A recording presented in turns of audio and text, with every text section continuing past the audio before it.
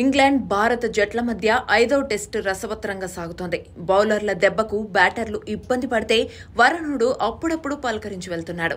సిరీస్ను సమం చేయాలనే ఉద్దేశంతో ఉన్న టీమిండియాను అడ్డుకోవడానికి ఇంగ్లాండ్ ప్లేయర్లు శతవిధాలా ప్రయత్నిస్తున్నారు. గత 2 టెస్టుల్లో ఇరు జట్ల మధ్య పరిస్థితులు ఎలా ఉన్నాయో అందరికీ తెలిసిందే. ఇప్పుడు కూడా అదే హాట్ వాతావరణం కొనసాగుతోంది.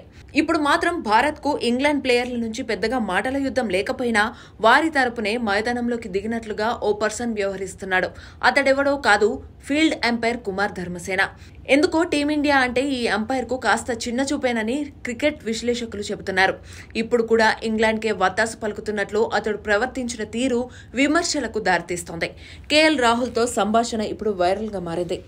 ఇంగ్లాండ్ మొదటి ఇన్నింగ్స్ సమయంలో జో రూట్ బ్యాటింగ్ చేస్తుండగా ప్రసిద్ధ్ కృష్ణ బౌలింగ్కు వచ్చాడు. అద్భుతంగా సంధించిన బంతిని రూట్ ఆడలేకపోయాడు.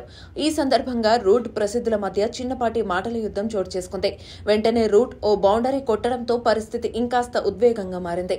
ఫీల్డ్ ఎంపైర్లు కలగజీసుకుని పరిస్థితిని సద్దుమణిగేలా చేశారు. ప్రసిద్ధును జో రూట్ ఎగతాళి చేసినట్లు వ్యాఖ్యలు చేయడంతో కేఎల్ అండగా నిలిచేందుకు ముందుకు వచ్చాడు. గొడవ గురించి తెలుసుకోవడానికి ధర్మసేనను సంప్రదించాడు. అయితే ఈ శ్రీలంక అంపైర్ కేఎల్ అడగడం నచ్చలేదేమో, అలా అడగకూడదన్నట్లుగా సమాధానమిచ్చాడు. ఇక అదే టెస్టులో భారత తొలి ఇన్నింగ్స్ సమయంలో కుమార్ ధర్మసేన వ్యవహరించిన తీరుపై ఇప్పటికే విమర్శలు వచ్చాయి. డీఆర్ఎస్ తీసుకోనివ్వకుండా ఇంగ్లాండ్ బౌలర్లకు అనుకూలంగా ప్రవర్తించాడని భారత అభిమానులు తీవ్ర స్థాయిలో విరుచుకుపడ్డారు. ఇప్పుడు ఈ ఘటనతో ఇంగ్లాండ్కు ధర్మసేన అనధికారిక 12వ ప్లేయర్గా మారాడంటూ విమర్శలు చేస్తున్నారు.